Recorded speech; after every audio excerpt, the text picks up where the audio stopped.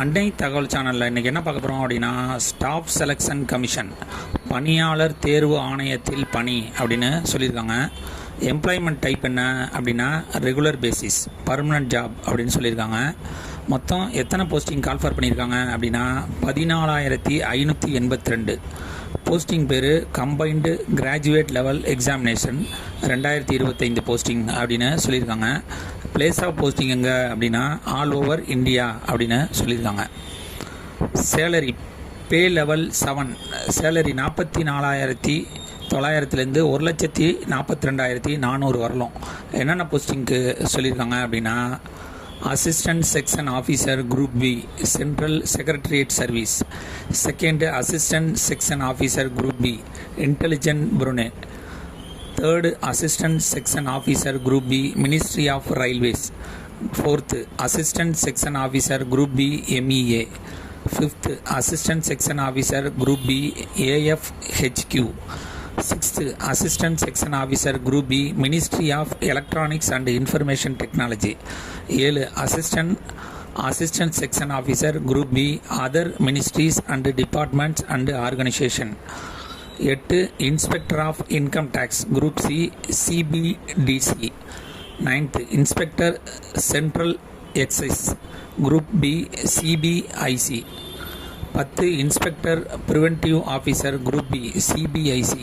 11 inspector examiner group B, CBIC.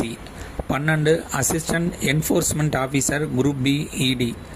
13 sub inspector group B, central bureau of investigation. 14 inspector group B, department of post, ministry of communication. 15 inspector group B, CBN, ministry of finance. 16 section head group B, director general of foreign trade. Next pay level 6, starting salary 35,400 1,12,400 வரலும் கொடுக்குறோம் அப்படின்னு சொல்லியிருக்காங்க. இதுக்கு assistant section officer group B, other ministries and department organisation. 18 executive assistant group B, CBIC. 19 research assistant group B, NHRC. 20 divisional accounts group B officers under CNAG. 21 sub inspector group B, NIA. 22 sub inspector junior intelligent officer group B, MHA. 23 junior statistical officer group B, ministry of statistics and programming implementation. 24 statistical investigator grade 2 group B, MHA. 25 office superintendent group B, CBDC DT.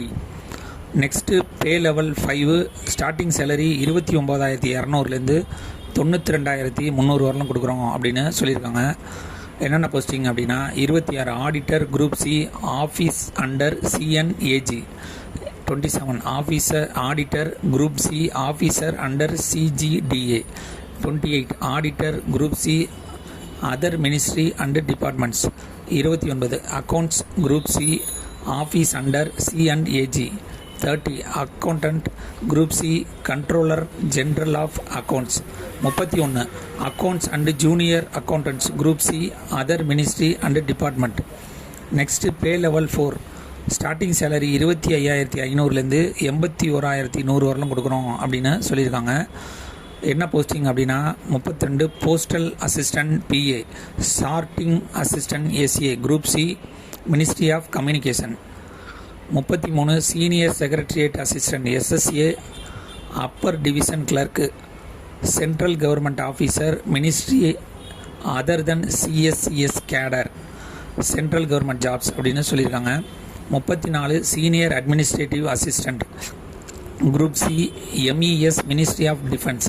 35 tax assistant group C, CBDC DT. 36 tax assistant group C, CBIC.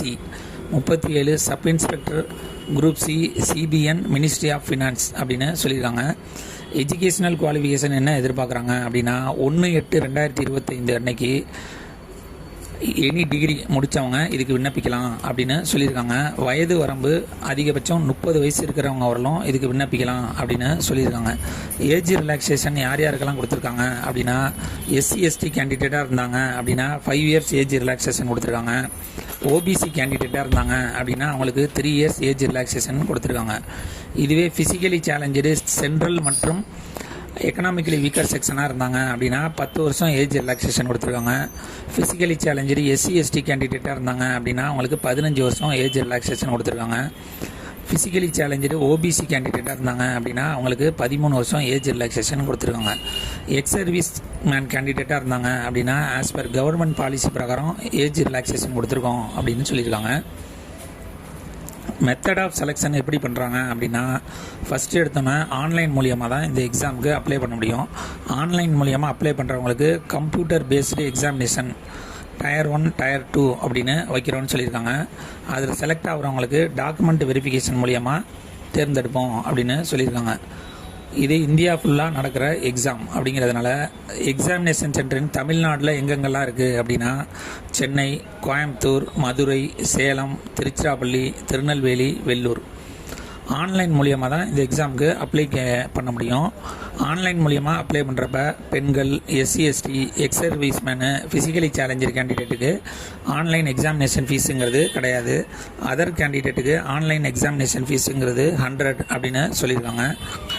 Last date and time for making online fee பேமெண்ட்டுக்கு 5/7/2025 இரவு 11 மணி வரலும் பணம் கட்டலாம் அப்படின்னு சொல்லியிருக்காங்க.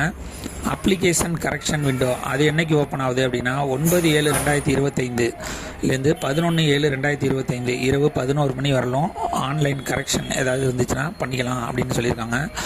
Tier 1 exam என்னைக்கு அப்படின்னா 13/8/2025லேருந்து 30/8/2025 வரலும் நடக்கும் அப்படின்னு சொல்லியிருக்காங்க. Tier 2 எக்ஸாம்ங்கிறது மேபி டிசம்பர் 2025 நடக்கும் அப்படின்னு சொல்லியிருக்காங்க. விண்ணப்பிக்க கடைசி நாள் 4/7/2025 இரவு 11 மணி அப்படின்னு சொல்லியிருக்காங்க. இந்த எக்ஸாமுக்கு ஒன் டைம் ரிஜிஸ்ட்ரேஷன் டிஎன்பிசிக்கு ஒன் டைம் ரிஜிஸ்ட்ரேஷன் இருக்க மாதிரி இந்த எக்ஸாமுக்கு ஏற்கனவே அப்ளை பண்ணியிருந்தீங்க அப்படின்னா யூசர் ஐடி பாஸ்வேர்டு போட்டு டேரெக்டாக எக்ஸாமுக்கு அப்ளை